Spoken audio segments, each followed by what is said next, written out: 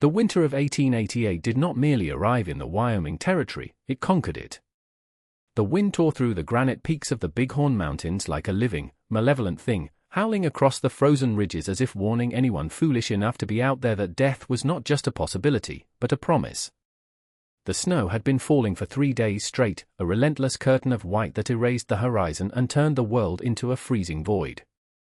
Thaddius Blackwood pushed through the knee-deep drifts, his heavy buffalo coat pulled tight around his broad shoulders, his breath pluming in thick white clouds before him.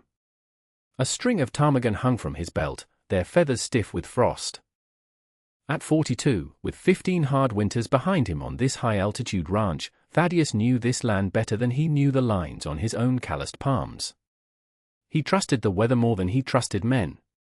The mountains might kill you, burying you under a ton of ice without malice, but at least they never lied to you. They never shook your hand while holding a knife behind their back. By the time he reached the main house of his ranch, the Blackwood spread, as it was known in the valley below, the world was already turning white again. Thick, heavy flakes fell from a slate-gray sky, burying the tracks he had left only minutes earlier. His ranch house stood tucked against a sheltering granite wall, smoke rising lazily from the massive stone chimney he had built rock by agonizing rock.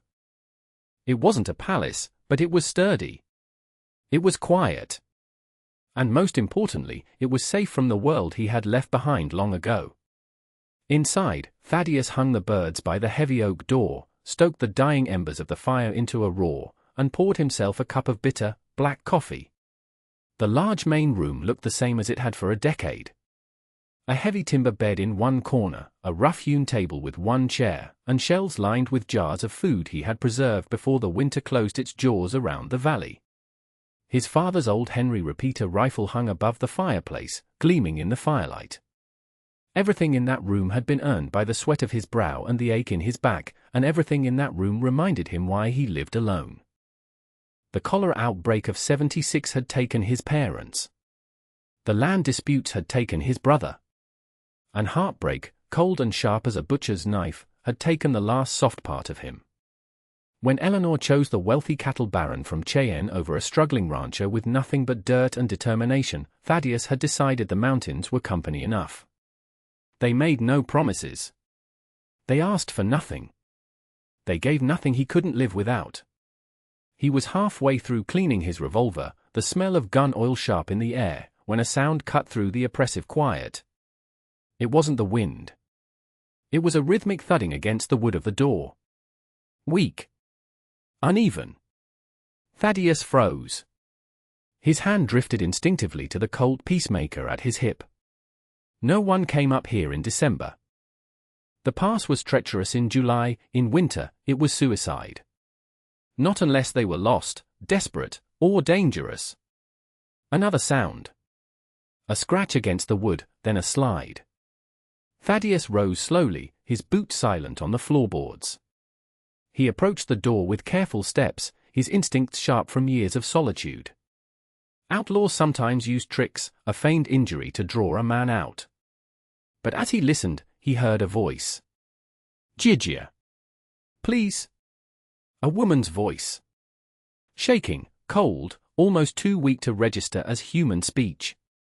The language was foreign, but the tone of agony was universal. Thaddius hesitated. Every wall he had built around his heart screamed to keep the world outside. To leave the bar across the door. But there was something in that voice that hooked into his gut. Fear. Loss. The kind of desperation that strips a soul bare.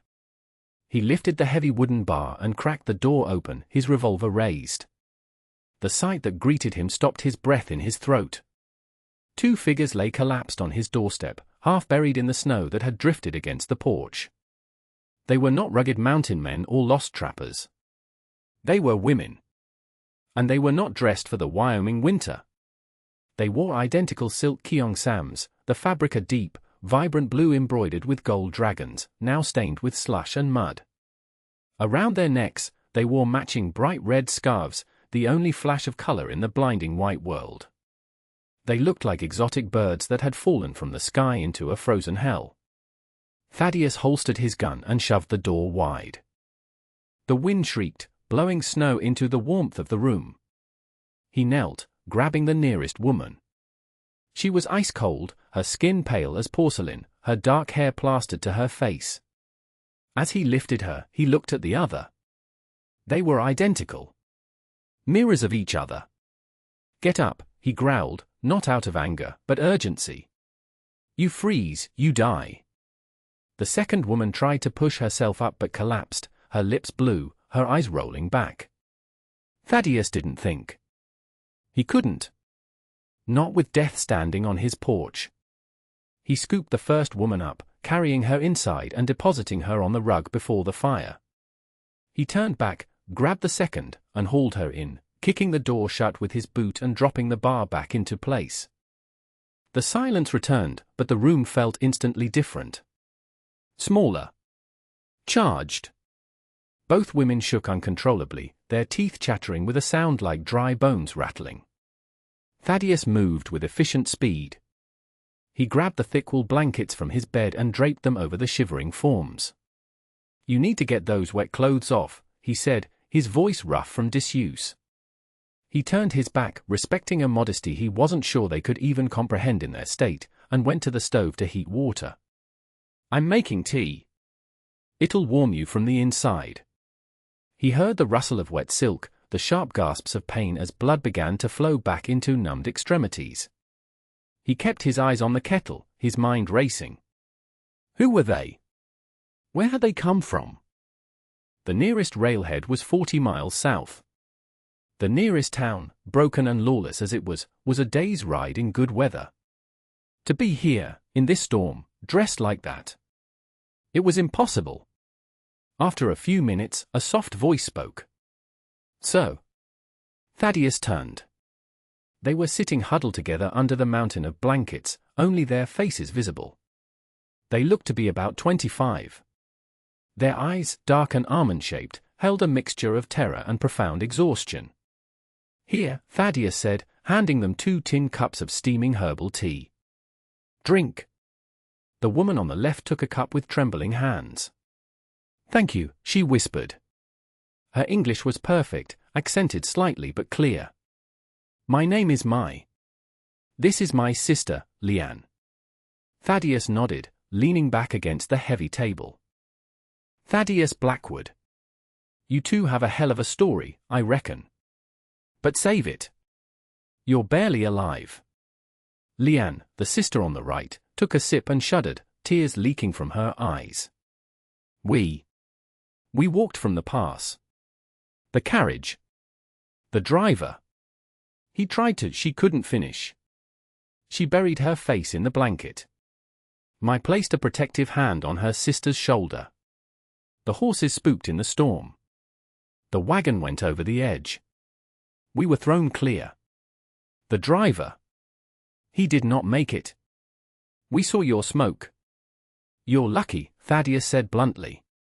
Storm like this will bury the whole valley by morning. Another hour out there, and you'd be statues until the spring thaw. We had nowhere else to go, Mai said, her gaze holding his. We are running. From the storm. From men, Leanne whispered, looking up. Bad men. Thaddius felt his jaw tighten. He knew what fear did to people. He knew what men were capable of when they thought no one was watching. We have no money, Mai added quickly, sensing his hesitation. But we can work. We can cook, clean, mend. We are not useless. Please. Don't put us back out there. Thaddius looked at the window, where the white flakes were piling up against the glass. He looked at the two women, identical in their beauty and their desperation, clutching his blankets as if they were shields. You can stay until the storm passes, he said gruffly. I don't expect payment. But I don't take to charity neither. You pull your weight when you're able. Leanne reached out a hand, pale and slender, from the blanket. You are a good man, Mr. Blackwood. Thaddius, he corrected. And I ain't good. I'm just warm. And dry. And that's all you need right now. He turned away to check the fire, missing the look the sisters exchanged, a look of relief so profound it bordered on prayer. But as the two women sat by his hearth, the red of their discarded scarves like pools of blood on the floor, Thaddius felt the truth settle heavy in his chest. His life would not stay empty much longer. Not with these two women sitting in the heart of his loneliness. Morning came slow and pale, a thin, sickly light pressing through the frosted window panes. Thaddius sat in his chair by the fire, arms crossed, pretending he hadn't stayed awake most of the night with his rifle across his lap. He had given his bed to the twins and slept in the chair, telling himself it was only for safety. But deep inside, he knew better. Something had shifted the moment he opened his door. Mai stirred first. She emerged from the blankets, wearing one of Thaddius's spare flannel shirts that swallowed her small frame. She had braided her hair and her sister's hair during the night. She looked different in the morning light, stronger, sharper. "Mr. Blackwood," she said softly. "You should have woken us. You look exhausted." Thaddius stretched his stiff neck, the vertebrae popping. "Slept in worse places." "You shouldn't have to," Leanne said, emerging next. She moved with a slight limp, favoring her left ankle. Her eyes studied Thaddius with an intensity that made him want to check his shirt buttons. "Mai told me what you said last night. About staying. Until the storm breaks," Thaddius confirmed. "Could be days. Maybe a week. We will make ourselves useful," Mai promised. She moved to the pantry with a confidence that surprised him. "Do you have rice? Or flour?" "Flour," Thaddius grunted. "Bacon. Beans. Preserve jars." Within an hour, the cabin smelled different.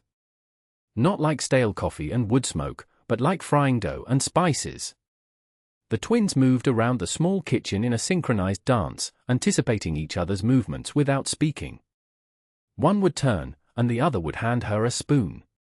One would step back, and the other would step in. It was mesmerizing. They sat at the table, eating the simple fried bread and beans. It was the best meal Thaddius had eaten in 10 years. "So," Thaddius said, wiping his mouth with the back of his hand. "Who are you running from? And don't give me the bad men line. Names." Mai and Leanne exchanged a look. Mai spoke. "Have you heard of Barnaby Finch?" Thaddius narrowed his eyes. "The railroad tycoon? Owns half the silver mines in Nevada. He bought us," Leanne said, her voice flat. "From our uncle in San Francisco. To be his ornaments. He collects rare things. Jade statues. Ivory carvings. And twins." Thaddius felt a cold rage ignite in his gut. "He bought you?" "We were being transported to his private estate in the hills near Billings," Mai continued. "We planned to run, but we didn't know the land. When the carriage crashed, it was our only chance. We took our freedom.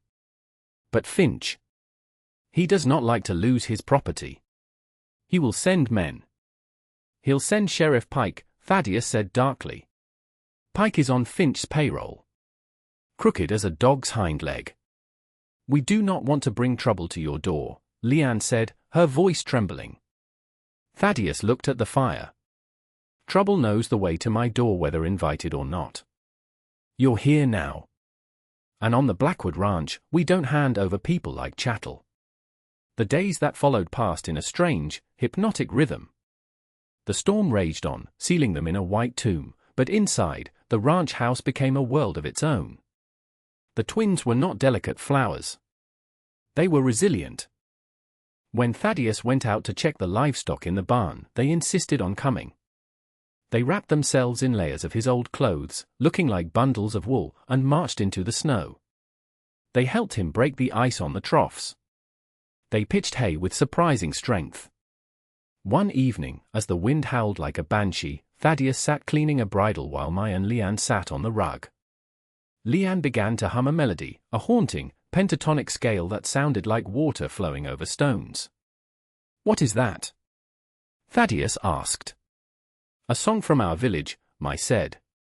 "About a mountain that fell in love with a cloud. They could touch, but but never hold each other. Leanne looked at Thaddius. Don't you get lonely, Thaddius? All these years? No wife? No family. Thaddius stopped his work. He looked at the twins, their dark eyes reflecting the firelight, their faces framed by the red scarves they now wore as shawls. I never had a wife, he lied, the words tasting like ash. Not really. Had a prospect once.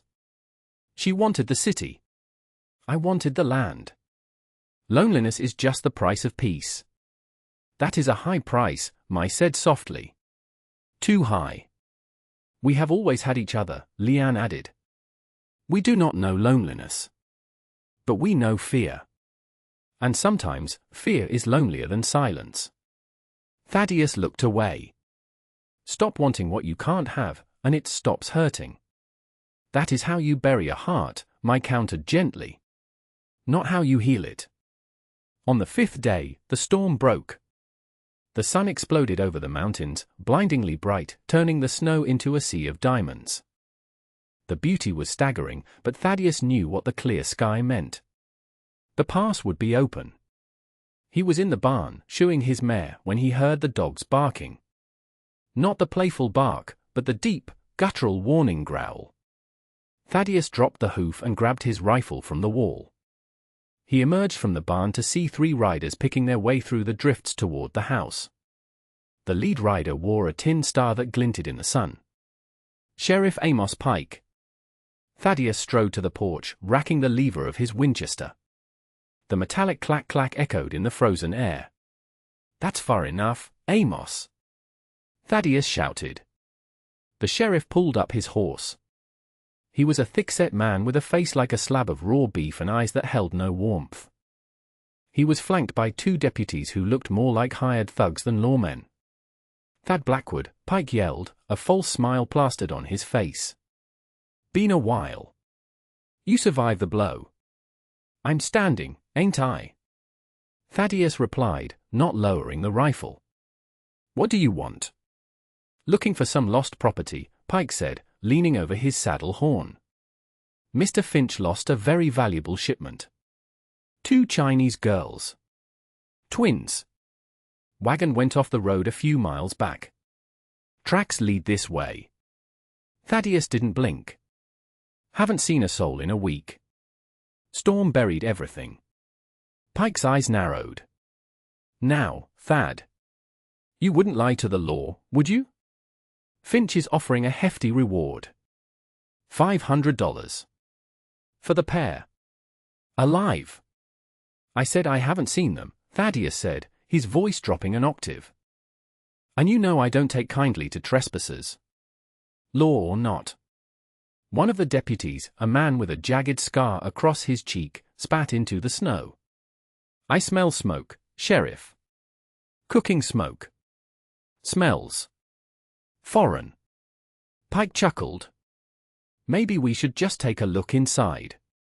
Make sure you ain't miss nothing. You cross that fence line, you don't ride back out, Thaddius warned. Suddenly, the door behind Thaddius opened. He cursed silently. But it wasn't the twins surrendering. It was Mai and Leanne, both holding old shotguns Thaddius kept loaded by the back door. They stepped out, their faces hard, the red scarves bright against the drab wood of the cabin.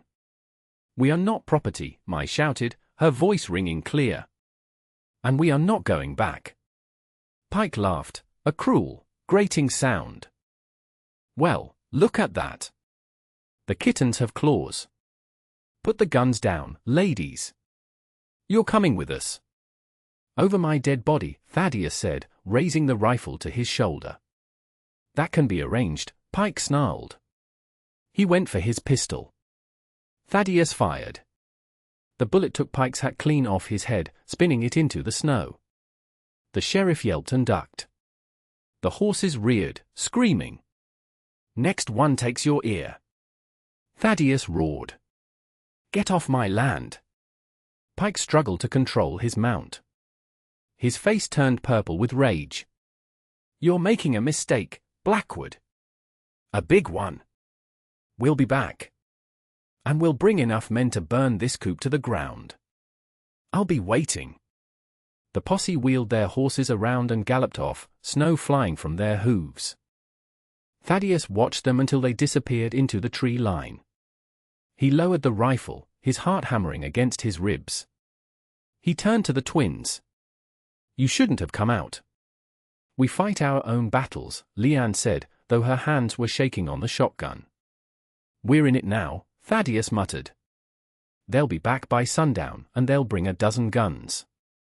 "What do we do?" Mai asked. Thaddius looked at the ranch house. His home. His sanctuary. He knew he couldn't defend it against a siege. Not with 3 people. "We run," he said. "To the high caves. We make them fight on our terms." They spent the next hour in a frenzy of preparation. Thaddius packed ammunition, dried meat, and blankets. The twins filled canteens and grabbed the medical kit. They strapped on snowshoes. Thaddius had spare pairs in the shed. "We need to leave a trail," Thaddius said. "Make them think we're heading for the pass, then double back to the ridge. It's dangerous. One slip and you fall 1,000 feet. "We will not slip," Mai said. They set out as the sun began to dip, casting long, purple shadows across the snow. The climb was brutal. The air was thin, burning their lungs. Thaddius led the way, breaking the trail, with the twins following in his footsteps. They reached the false trail split and Thaddius spent precious minutes sweeping the snow to hide their true direction. They climbed higher, into the jagged rocks where horses couldn't follow. By nightfall, they reached the cave. It was a shallow recess in the cliff face, protected from the wind and hidden from below. Thaddius had stocked it years ago for emergencies, but he had never had to use it. They huddled together in the back of the cave, wrapped in furs. Thaddius sat near the entrance, watching the valley floor below. Torches flickered in the distance, tiny orange stars moving toward his ranch house. Minutes later, a faint glow appeared. Then it grew. Flames licked the roof of his cabin. The fire spread quickly, consuming the timber and the memories inside. Thaddius watched his home burn. He felt a hand on his arm. Then another on his other side. Mai and Leanne sat beside him, watching the destruction of the place that had saved them. "I am sorry," Leanne whispered. "This is our fault." "No," Thaddius said, his voice rasping.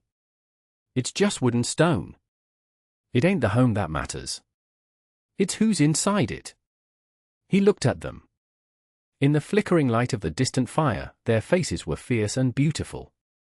"Besides," he added, "I was getting tired of that drafty old place anyway." The twins smiled, a sad but genuine expression. Morning brought the sound of gunfire. Pike's men had found the tracks. They were moving up the ridge on foot. "They're coming," Thaddius said, checking his revolver. "Stay back. Keep your heads down." "We fight," Mai said, picking up the shotgun. "Together," Leanne added. The first of Pike's men crested the ridge. Thaddius dropped him with a single shot from his Winchester. The canyon echoed with the crack of the rifle. "Cover fire," a voice shouted from below. Bullets chipped the stone around the cave mouth. Thaddius ducked, returning fire. It was a standoff. Pike had the numbers, but Thaddius had the high ground. For an hour, the gunfight raged. Thaddius was running low on ammo. "They're flanking us," Mai yelled, pointing to the left. 2 men were climbing a narrow chimney of rock. Thaddius spun and fired, missing the first man but hitting the second in the leg. The first man scrambled over the lip, raising his pistol.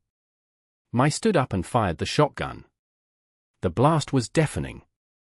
The man flew backward, tumbling off the cliff. "Good shot," Thaddius yelled. But suddenly, a bullet ricocheted off the wall and struck Thaddius in the shoulder. He grunted and fell back, his rifle clattering to the stone floor. "Thaddius!" Both twins screamed. They dragged him back. Leanne tore her red scarf and pressed it against the wound. "Hold pressure!" Pike's voice boomed from below. "Give it up, Blackwood. You're bleeding out. Send the girls down and we'll let you die quick. Thaddius gritted his teeth, pain blinding him. Go to hell, Pike. He tried to lift his gun, but his arm wouldn't work. The deputies were advancing. They were going to be overrun. Suddenly, a thunderous boom rolled across the valley. Not a rifle. A buffalo gun. The heavy .50 caliber roar of a Sharp's Big 50. One of the deputies advancing on the ridge seemed to explode, thrown sideways by the massive impact. Another boom. Then another. What in blazes? Pike yelled. Thaddius looked toward the opposite ridge. A figure stood on a rocky promontory, silhouetted against the sky. A giant of a man with a beard like a bird's nest. Ezra, Thaddius wheezed, a grin breaking through the pain. Ezra Miller, Thaddius's nearest neighbor, 10 miles away, had evidently seen the smoke of the burning ranch. And Ezra didn't like claim jumpers or arsonists. You boys are trespassing. Ezra's voice boomed like thunder. And you're interrupting my breakfast. Ezra's boys, 3 sons raised on elk meat and gunpowder, opened fire from the high ground. Pike's men were caught in a crossfire. They panicked.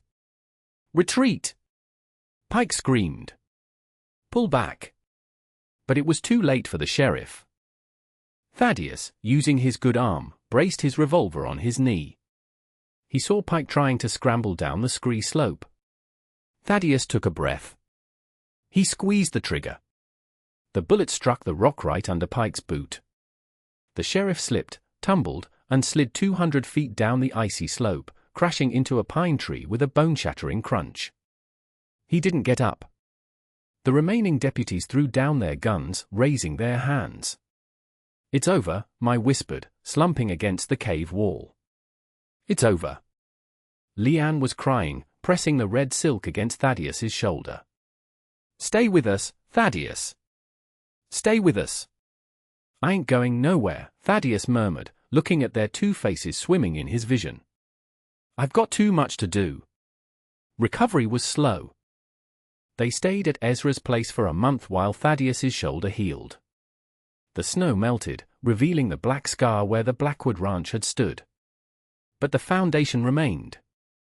The stone chimney still stood, defiant against the sky. Spring arrived with a riot of wildflowers. Thaddius, Mai, and Leanne returned to the blackened ruins. They set up heavy canvas tents and began to work. They cleared the debris. They cut new timber. This time, they didn't build a cabin for one man. They built a home for a family. One evening, as the frame of the new house stood skeleton-like against the sunset, Thaddius sat on a stump, watching the twins saw a plank. They worked in perfect unison, their movements fluid and strong. They had traded the silk Keong Sams for denim and flannel, but they still wore the red scarves tied in their hair. He called them over. They wiped their brows and approached, standing before him. You two could leave, Thaddius said quietly. Finch is under investigation. The federal marshals have the whole story. You're free. You could go to San Francisco. Find a life. Mai looked at Leanne. Leanne looked at Mai. They turned back to Thaddius. We have a life, Mai said. We are home, Leanne added. Thaddius stood up. He felt the weight of the ring in his pocket, a simple band he had hammered out of a silver coin. Or rather, 2 rings. I'm a hard man, Thaddius said. I'm set in my ways. I've got scars inside and out. But I can't imagine this valley without you. Either of you. He took a breath, the mountain air filling his lungs. I can't choose. I won't choose. You are 2 halves of the same soul, and somehow, you've become the other half of mine. He pulled the rings out. I don't know the law on it. And I don't damn well care. But if you'll have me, I want to marry you. Both of you. The twins stared at the rings. Tears welled in their eyes. Yes, they said in unison. A week later, a circuit judge named Old Man Calloway passed through. He owed Thaddius a life debt from a blizzard in '82. He didn't ask questions. They stood on the porch of the half-finished house. The sun was setting, painting the sky in violent purples and oranges. Thaddius stood in a clean shirt, holding his hat. Mai and Leanne stood opposite him, wearing new dresses they had sewn, the red scarves draped over their shoulders. "Do you, Thaddius Blackwood, take these women?" Calloway asked, raising an eyebrow but keeping his voice solemn. "I do," Thaddius said firmly. "And do you, Mai and Leanne, take this man?" "We do," they answered together. Calloway closed his book.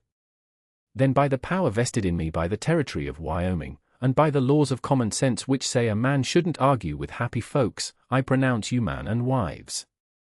Thaddius stepped forward. He kissed Mai, then he kissed Leanne.